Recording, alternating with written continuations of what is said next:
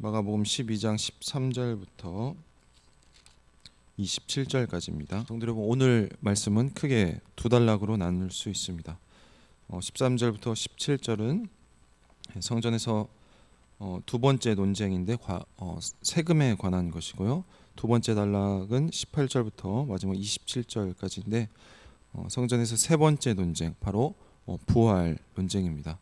먼저 13절과 14절을 보시면 그들이 예수의 말씀을 책잡으려 하여 바리새인과 헤롯 땅 중에서 사람을 보내매 와서 이르되 선생님이여 우리가 아노니 당신은 참되시고 아무도 꺼리끼는 일이 없으시니 이는 사람을 외모로 보지 않고 오직 진리로서 하나님의 도를 가르치심이이다. 가이사에게 세금을 바치는 것이 옳으니까 옳지 아니하나이까. 어제 말씀에서 예수님으로 인해서 적잖게 체면을 구겼던 종교 지도자들은 더욱 적개심을 쌓아 올렸습니다. 그래서 어떻게든 예수님을 책잡아 지금 제거하려는데 열을 올리고 있습니다. 두 번째로 정치와 지금 종교의 힘으로 예수님을 포획할 수 있는 올무를 이용하기로 합니다. 당시 로마가 가장 민감하게 생각하는 것은 바로 피지배국의 반란입니다. 만일 예수님이 로마 황제에게 반역을 꾀한다는 증거만 그들이 확보한다면 그들의 일은 쉽게 풀릴 것입니다. 대제사장들이 로마와 관련해 나름 정예요원들을 차출하는 것을 볼 수가 있습니다. 바리새인과 이 헤롯 당원들로 구성이 되어 있습니다. 예수님을 공경에 빠뜨릴 주제는 바로 세금입니다. 세금은 유대인들에게 대단히 민감한 당시의 주제였습니다. 왜냐하면 피지배국으로서 져야 하는 커다란 삶의 짐이자 이 선민 사상이 있었기 때문에 그들의 자존심의 문제였습니다. 안 낼 수는 없고 내면서 늘 수치를 맛봐야 했습니다. 그래서 아무리 예수님이라도 이 문제만큼은 로마 아니면 유대교 어느 쪽과도 충돌을 빚을 수밖에 없었습니다. 성전에서 종교 지도자들과 예수님의 2차전이 시작되었습니다. 그래서 그들은 질문을 하기 전에 그럴싸한 칭찬을 늘어놓는 것을 볼 수가 있습니다. 당신은 참되시고 아무도 꺼리끼는 일이 없으며, 이 말을 직역하면 이 말은 타인의 말에 흔들리지 않고 신경 쓰지 않는 사람을 의미합니다. 사람을 외모로 보지 않고 진리로 하나님의 뜻을 가르치는 분이라고 말을 하고 있습니다. 자, 이들은 사실 이것을 비꼬는 발언인데요. 권위 논쟁에서 지금 연장선상에 있는 예수님이 가르치는 모든 내용은 참이며 하나님의 뜻을 지금 반영한다는 점을 오히려 부각하고 있는 것입니다. 그러나 이 진술은 그저 다음 질문을 위한, 그러니까 함정에 빠뜨리기 위한 전략적인 포석일 뿐입니다. 그리고 매우 민감하고 위험한 질문을 던집니다. 바로 가이사에게 세금을 바치는 문제입니다. 유대인으로서 침략자 이 로마 황제에게 세금을 바치는 것이 옳은 일인가 틀린 일인가, 그래서 세금을 납부해야 하나 말아야 하나라는 질문을 한 것입니다. 대부분의 유대인들은 이 로마의 강제적인 세금 징수에 지금 이골이 난 상태이며 세금을 납부할 때마다 피지배국의 서름을 삼키며 이스라엘의 회복을 간절히 사모했습니다. 그래서 만약 예수님이 세금을 긍정한다면 이 이스라엘의 민심은 급격히 이반할 것이며, 반대로 세금을 내는 것이 틀렸다고 한다면 로마 황제의 명을 거역한 것이니 종교 지도자들은 정치적으로 예수님을 고발할 기회로 삼을 것입니다. 자, 그렇다면 예수님은 어떻게 반응하실까요? 15절부터 17절인데요. 우리가 바치리까 말리까 한데 예수께서 그 외식함을 아시고 이르시되 어찌하여 나를 시험하느냐, 데나리온 하나를 가져다가 내게 보이라 하시니 가져왔거늘 예수께서 이르시되 이 형상과 이 글이 누구의 것이냐, 이르되 가이사의 것이니이다. 이에 예수께서 이르시되 가이사의 것은 가이사에게, 하나님의 것은 하나님께 바치라 하시니 그들이 예수께 대하여 매우 놀랍게 여기더라. 예수님은 지금 그들의 태도와 그리고 그들의 의도를 다 알고 계십니다. 그들의 속빈 강정 같은 진술과 그리고 교묘한 질문은 그들의 표리부동한 삶과 신앙을 반영하는 것입니다. 그래서 그들의 의도를 지금 예수님께서는 시험으로 규정하신 뒤에 데나리온 하나를 보이라고 하십니다. 자, 이어서 놀라운 답변이 이어진데요. 그 동전에 새겨진 그 형상이 누구의 형상인지 물으십니다. 물론 이것은 가이사의 형상입니다. 당시 로마 제국의 동전에는 이 통치자의 형상과 글귀가 새겨져 있었습니다. 예수님 시대의 데나리온에 새겨진 형상은 당시 황제였던 티베리우스의 황제였을 것입니다. 그래서 발견된 주화를 보면 이렇게 기록이 되어 있습니다. 이 아우구스투스의 아들 티베리우스 가이사 아우구스투스라고 새겨져 있었습니다. 자, 화폐가 통용되는 곳까지 그의 통치 영역에 해당이 되는 것입니다. 이 데나리온에 새겨진 황제의 형상은 그 화폐를 사용하고 있는 사용자로 하여금 지금 누가 통치하는 시대를 살고 있음을 그들이 늘 지금 되새기게 하는 것입니다.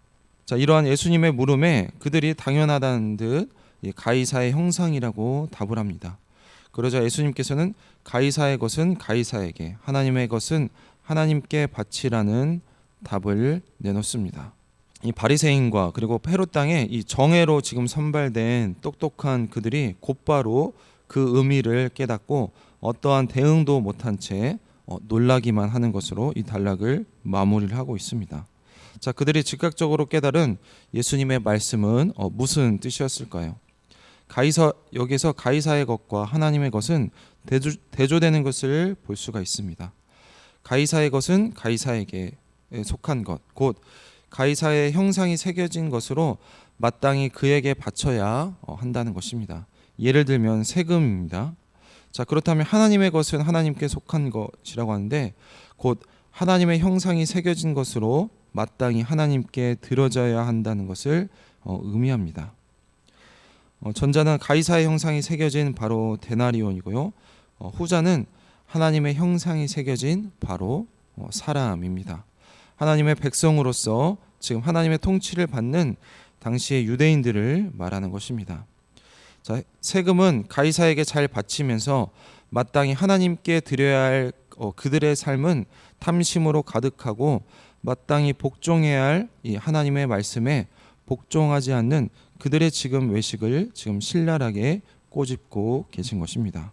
예수님을 올무에 빠뜨리려고 하는 그들의 계획은 또다시 수포로 돌아가고 또 한 번 예수님께 패배합니다.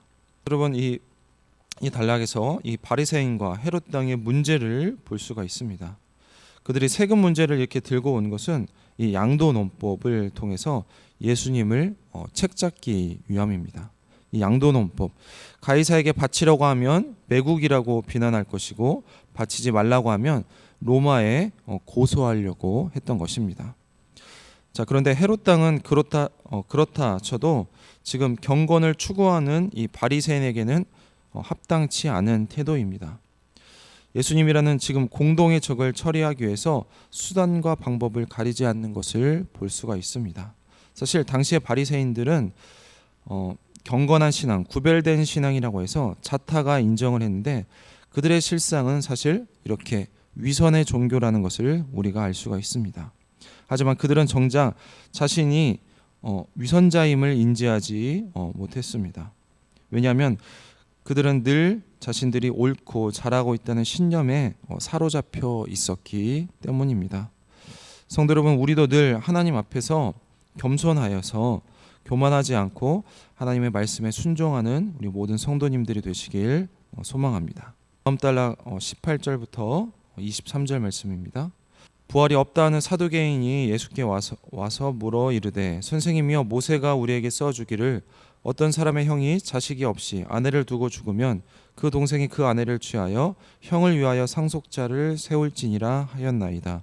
7형제가 있었는데 마지가 아내를 취하였다가 상속자 없이 죽고, 둘째도 그 여자를 취하였다가 상속자가 없이 죽고, 셋째도 그렇게 하여 7이 다 상속자가 없었고 최후의 여자도 죽었나이다. 7사람이 다 그를 아내로 취하였으니 부활 때 곧 그들이 살아날 때 그 중에 누구의 아내가 되리이까. 이번에는 바리새인과 헤롯 당원들이 물러가자 이 성전 뜰 안에서 이 사두개인들이 예수님께 다가왔습니다.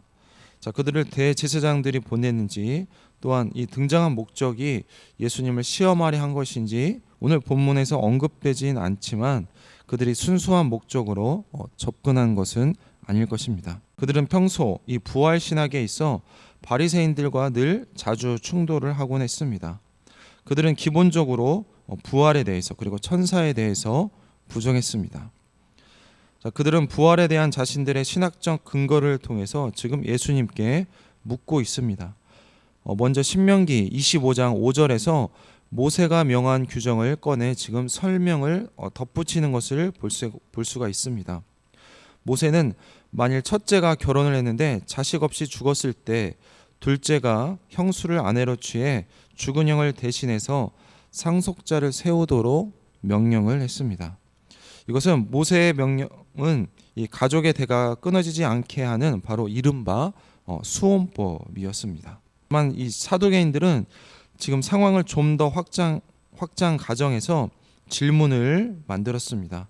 만일 그들에게 칠형제가 있었고 첫째부터 일곱째 이 막내까지 상속자가 없이 죽고 한 여인을 막내까지 다 취하였다면 훗날 부활 때가 되어서 그들이 다시 살아난다면 이 여인은 지금 누구의 아내냐는 질문입니다.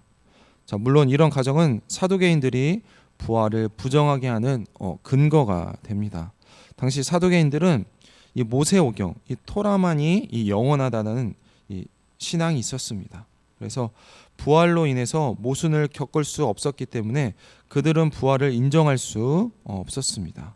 그래서 예수님은 먼저 그들의 무지와 오해를 지적을 합니다. 24절 말씀인데요. 예수께서 이르시되 너희가 성경도 하나님의 능력도 알지 못함으로 오해함이 아니냐. 사람이 죽은 자 가운데서 살아날 때에는 장가도 아니가고 시집도 아니가고 하늘에 있는 천사들과 같으니라.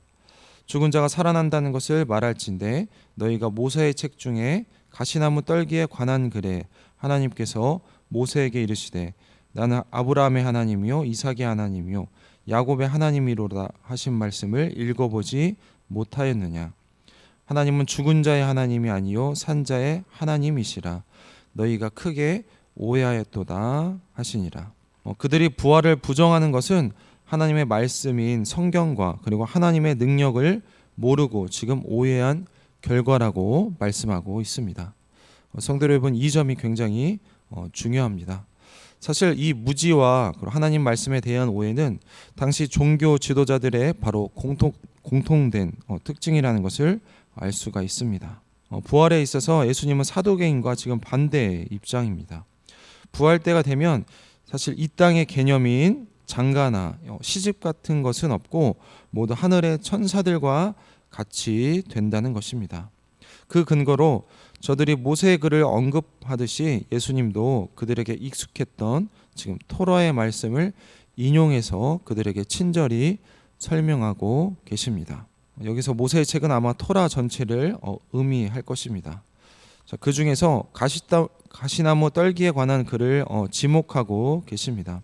당시에는 이 장절 구분이 없었기 때문에 지금 특별한 사건을 중심 표현이나 이미지로 기억하기 쉽게 당시에 제목화되어 회자되었을 것입니다. 예수님이 말한 가시나무 떨기 사건은 출애굽기 3장을 말하는 것입니다. 거기서 하나님은 모세에게 나는 아브라함의 하나님이요 이삭의 하나님이요 야곱의 하나님이라고 말씀하셨습니다. 하나님께서는 사두개인들에게 이 말씀을 읽어보지 못하였느냐라는 수사적인 질문을 던지고 계십니다. 자, 그만큼 사실 그들에게 이 말씀은 너무나도 익숙한 말씀이었다는 것을 의미하고 있습니다. 하지만 그러나 그들은 이 말씀의 진의를 진짜 의미를 깨닫지 못했습니다. 성경과 하나님의 능력에 대해서 무지했고 오해했다고 말을 하고 있습니다. 예수님은 다음과 같이 해석을 하고 계십니다.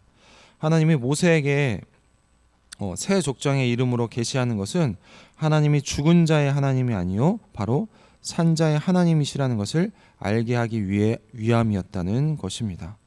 그런데 이 말씀은 이 앞서 가이사의 것은 가이사에게, 그리고 하나님의 것은 하나님께 바치라고 하신 말씀처럼 특별한 추가 지금 설명이나 상대의 반응에 대한 언급이 없이 오늘 말씀을 마무리를 하고 있습니다. 자, 그렇다면 하나님이 산자의 하나님이라는 것과 부활이 어떻게 연결되는 것일까요? 하나님은 아브라함과 이삭과 야곱에게 동일한 하나님입니다. 하지만 족장들은 모두 죽었습니다. 자, 그렇다면 하나님은 더 이상 이제 그들의 하나님이 아니신가? 그렇지 않습니다. 하나님은 그들에게 영원히 살아계신 하나님이십니다. 바로 산자의 하나님이라는 것은 죽은 족장들이 다시 살아날 것임을 지금 함의하고 있는 것입니다. 부활은 산자의 하나님을 경험하는 바로 최고의 은혜이자 영광입니다. 이 신자의 부활을 통해서 하나님은 바로 그들의 하나님이 되신다는 것입니다.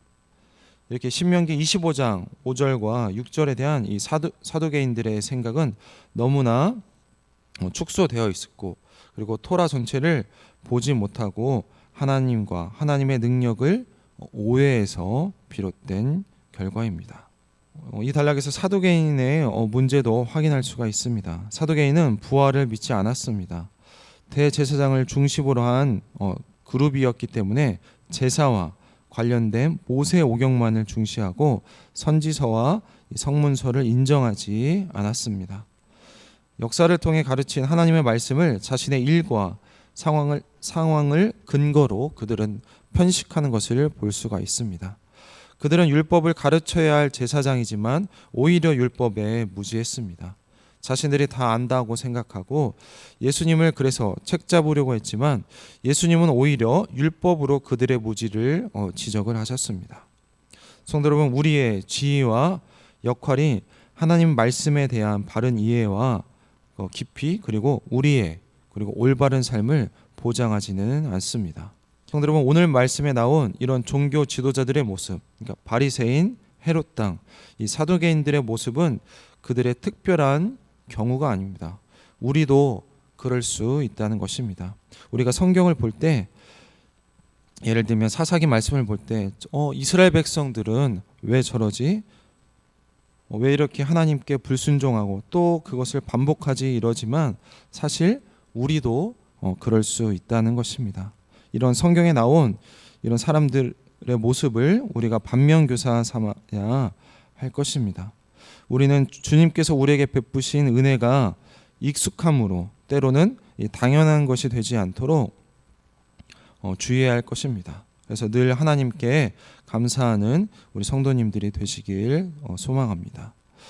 또한 이 자신의 경험과 지식을 이 절대적인 틀로 만들지 않도록 우리가 하나님의 말씀을 늘 가까이 하고 또 하나님의 말씀을 보면서 나 자신을 성찰하는 자세로 살아가는 우리 모든 성도님들이 되시길 주님의 이름으로 축원드립니다. 기도하겠습니다. 하나님 감사합니다.